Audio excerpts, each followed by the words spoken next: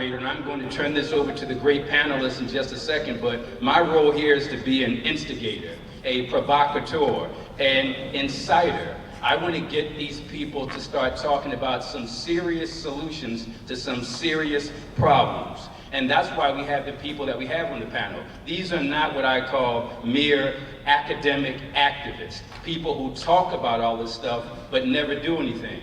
They're not mere what I call intellectual insurrectionists, people who talk about all these fancy things but really don't do anything. And certainly they're not just mere what I call remote control revolutionaries, from a distance talking about how to change things without really doing anything. So what we're going to do is to start off with the general topic of tonight. That's the topic of this discussion. It is, quote, who is responsible for healing in our communities in post-modern times? Let me repeat that.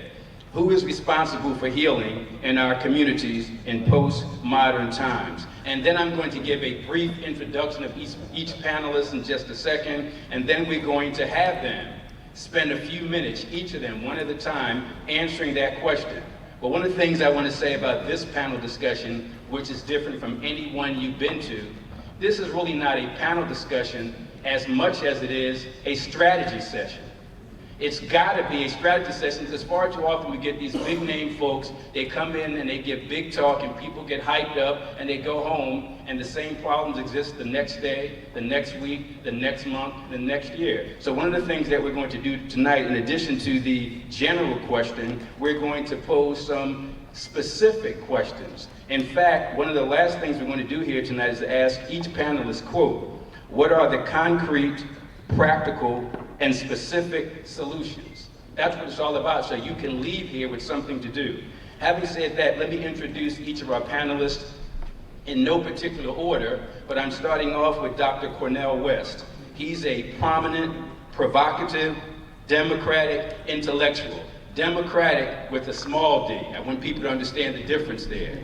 And as I said, a prominent, provocative, and democratic intellectual is a man who graduated magna cum laude from Princeton University, then went on to graduate from Harvard with a master's degree, and then again from Harvard with a PhD. He's taught at Yale, taught at Harvard, taught at University of Paris, all over the place, and has either written or edited nearly 20 books. Let's give Dr. West a big round.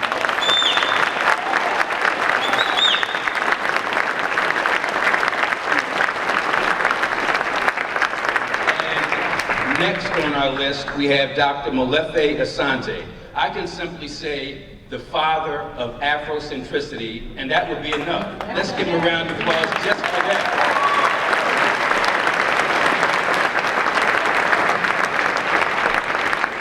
Here's a man, a scholar, an intellectual, an activist who actually teaches as a professor in African American Studies at Temple University. And as one of the speakers said early on, this man has published 74 books, but not just 74 books in terms of writing and actively involved, but 500 articles and essays. He received his PhD from UCLA at age 26. He's worked all over the world, including in Zimbabwe. And one of the greatest things about him, apart from being the father of Afrocentricity, is that he created the first, I repeat, the first PhD program in African American Studies in American history. Let's give him a round of applause for him.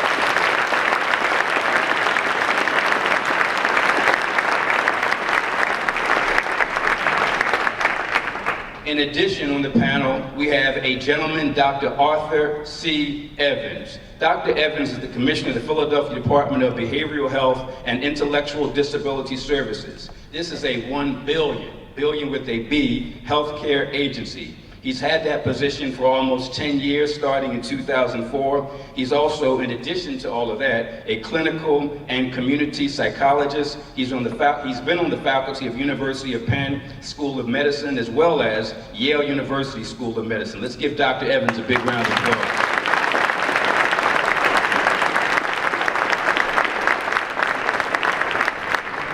Since the sisters are usually taking the lead on everything, we figure we put the sister at the end this time around, because we know sisters normally take the lead.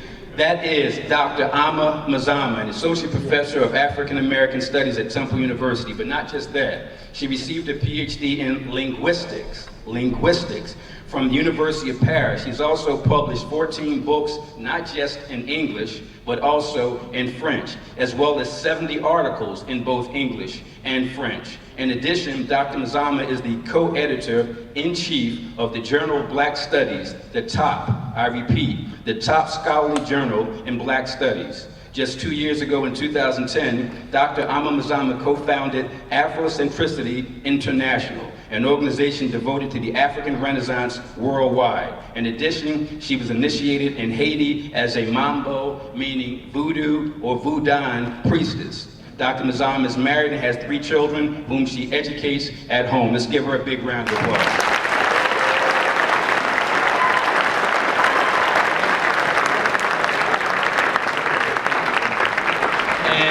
What we're going to do at this point is we're going to go around the table, starting off with Dr. West, and then going to Dr. Evans and Dr. Mazama, and finally with Dr. Molefi Asante. And we're going to pose the question of the night. We're going to get into some other stuff later, but right now the question is this: who is responsible for healing in our communities in postmodern times? Once again, who is responsible for healing in our communities in postmodern times? Dr. West? Let me just first say briefly, I am blessed to be here, and I want to thank dear Sister Lowry, Professor Lowry, and my dear brother Hankin Cecil for facilitating this, and acknowledge the captain of the ship, of course, my dear brother Oxen, as well as Brother Michael's provost, and then to be able to sit at the table with a living legend, Molefi Asante. We've done this four times. We did Arthur's lesson just in Poconos about 10 years ago. So I've been learning much from my dear brother, and of course your work is exemplary, and be it in dialogue with these 2 magnificent scholars as well. I want to acknowledge Second Macedonia Baptist Church, which is one of the pillars for this movement. That's really what it is. Cecil comes out of Second Macedonia Baptist Church, and I'm a Black Baptist too, so it's very important. All of our churches have not been colonized by the rule of money. Some are still deeply concerned with love and justice. I see Reverend Tamika Moore here, 10th Memorial Baptist Church. Give the prophetic churches a hand. It's very important. Very important. We're here fundamentally because we care. The 4 people you see here are on a love train. That we love the young brothers and sisters who are catching hell. They are disproportionately black, brown, and red, but we love all children. All of them are precious. All of them are priceless, and yet their suffering is rendered invisible in a culture that is so obsessed with money, power, not dealing with the inequality, not dealing with the realities of social misery. We need more memory of social misery. So when you say who is responsible, well, in a fundamental sense, for me, the fundamental question is, are we going to be wounded healers, or are we going to be wounded hurters?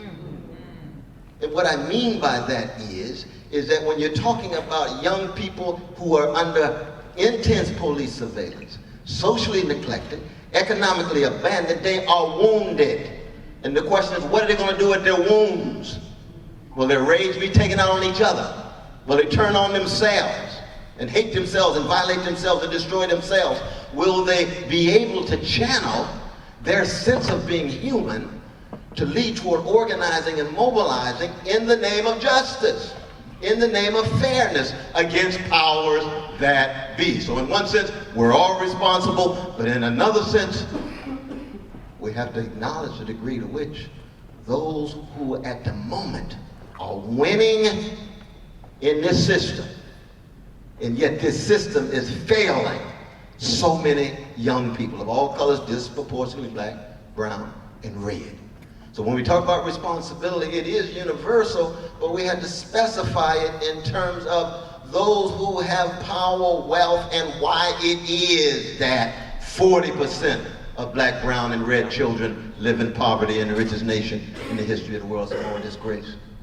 Why it is that 1% of the population have 42% of the wealth. The top 400 individuals have wealth equivalent to about 150 million. That's obscene, but there's no serious talk about it. New Jim Crow system, prison industrial complex. 1 out of 3 of our precious black brothers tied to that system in some way. No serious public conversation about it. So as we move towards solutions, the important thing is acknowledging, yes, we're all responsible. At the same time, we have to have enough love to tell the people the truth in the way in which this system is rigged against working and poor people. And to say it unabashedly, unashamedly, and be willing to pay a price and bear a burden. Let's give Dr. West a big round of applause. And we're going to move to his left, and that's going to be Dr. Evans. The same question: who is responsible for healing in our communities in postmodern times? Well, first thing is I want to know who put me after Dr. West. They're not being intimidated. Well, first of all, let me thank you for being here, and especially Arcadia University, Brother Cecil Hankins. And I just have to tell you, these are two, Dr. Asante and Dr. West, two people that I have really admired. I actually cited Dr. Asante's work when I did my graduate work, and obviously Dr. West is a huge hero, and he is an alpha, so, you know. Oh, 6, okay, all right, okay. So, a couple of things. I think that the issue of who is responsible for healing our communities, I think that's obvious. I think it's all of us.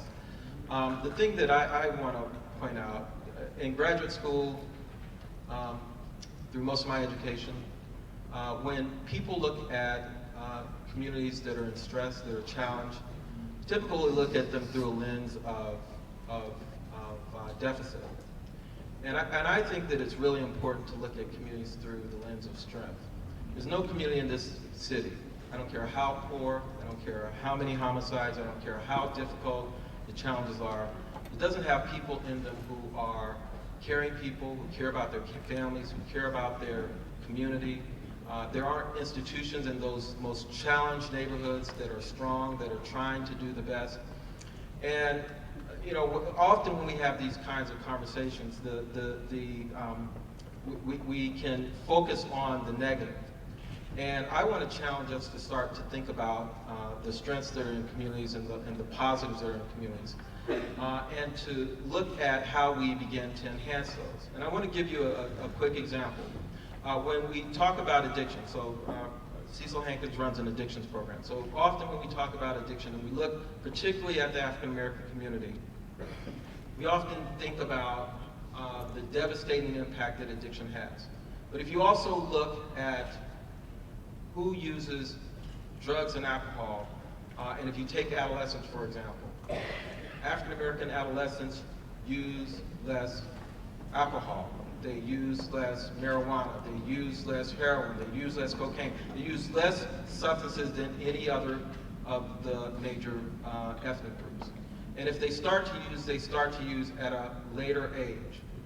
Now that's something that most people don't know and recognize. And the question is, why is that? What are the strengths in the community that are protective factors for that group?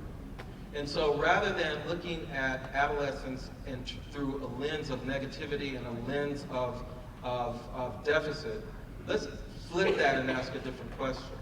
What is it about that culture, that community that protects those youth, and how do we enhance that? I think we get a lot further than that. And so I want to challenge us to think about some of these issues through the lens of strength, through the lens of what's positive. I firmly believe in a saying, inherent in every community is the wisdom to solve its own problems.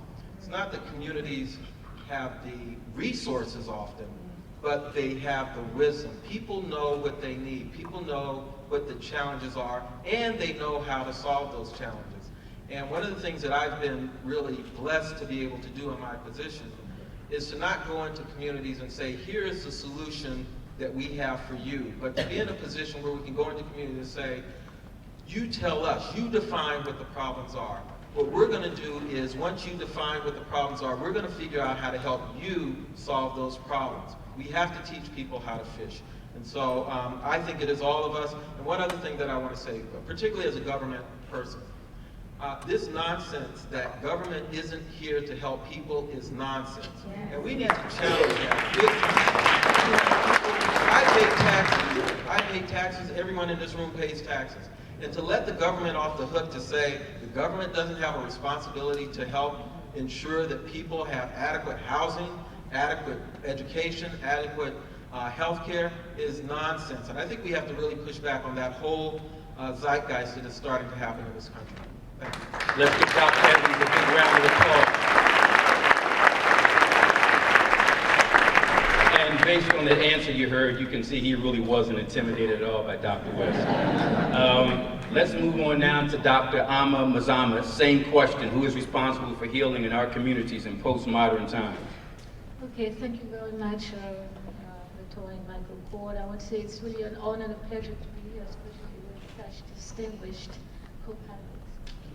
And I certainly want to thank Brother Hanks for inviting me, and also Dr. Laurie, and of course Arcadia University for hosting this important event. You know, I'm known, for people who know me, to quote Dr. Karenga for the taking no prisoners. So I'll just go straight to the point.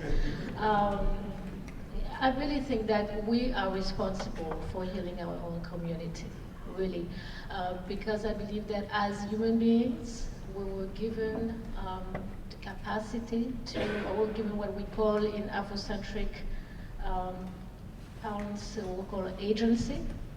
That's a God-given attribute. As a human being, you have that. You have the ability to act on your own behalf in your own best interest. So I come from that position that we Black people are responsible for healing ourselves. That's the philosophical issue, if you wish. But there's another one, which is a practical one, which is, if not us, then who? Are we sure that the people who we think or who claim that they will come and heal us, are we sure that they have the capability of doing so? And I'm asking this question because I have come to the conclusion that we live in a society that is profoundly deranged. I have come to the conclusion that we live in a society which is upside down. And suddenly, if I suffer from mental illness, I would not go to see a psychiatrist who is bipolar or depressed to help me heal, would you? It would make no sense, right? And so the question is exactly, what do we suffer from? Do we suffer maybe from living in a sick society? Do we suffer maybe from having adopted values which are anti-human? Could that be our problem? And in that case, could programs help us? You think? I don't think so. I think, and it's not to let anybody off the hook, yes, we pay taxes, but are we just looking for a bandage? Or are we looking for real healing? Healing of our soul, healing of our lives, putting our families back together, understanding what it means to be human in this world. If this is what we are after, I think it will take truly a revolution. I mean, that's my position. Thank you. Let's give Dr. Mazama a big round of applause.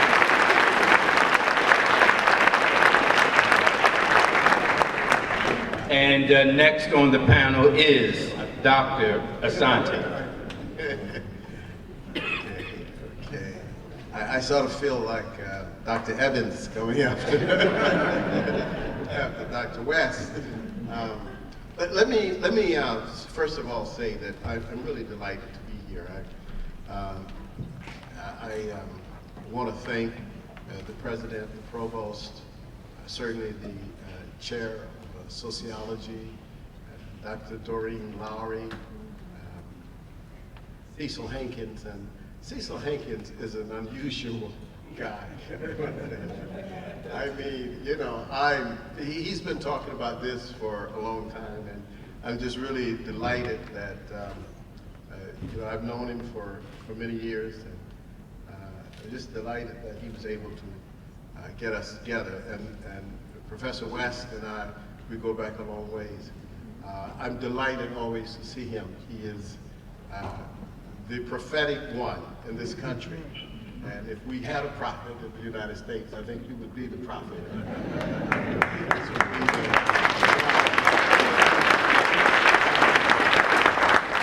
And so I appreciate being on this distinguished panel with certainly my colleague, Dr. Mazama, and with Dr. Evans.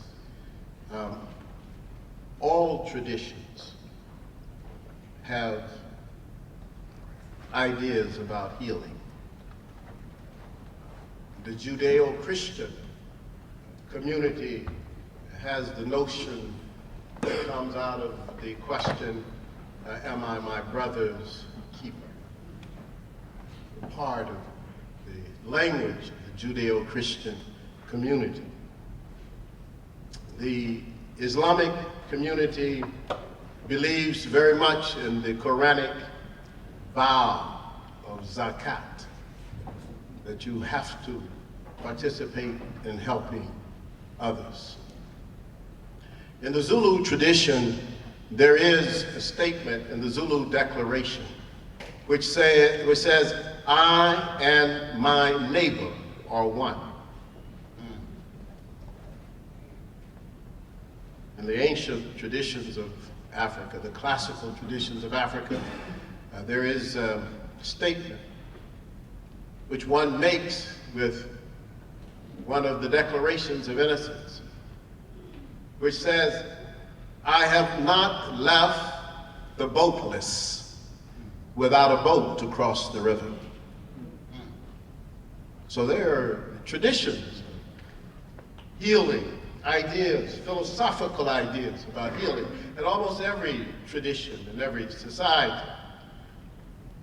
But the key for us in our community is to ask also the question, how are we unwell? And that's why I like to take the notion that Dr. Mazama mentions about the conditions of the society, and that Dr. West mentioned about the tremendous problems that we have in our society. I like to raise this question, that we are unwell not just physically, but we are unwell mentally and spiritually. We are unwell in this society psychologically, and therefore it is true, as Mazama says, that we live in a crime scene. Because there's been a theft. And the theft in the African community is a tremendous theft of what Dr. West calls memory. Snatched away from us like a thief snatching our purse in the night. So we have no sense of who we are. And this is why we have these issues, whether it's in education, whether it's in health, whether it's in addiction. The problems of our unwellness are problems that are grounded and rooted in the fact that as African people, we don't like ourselves.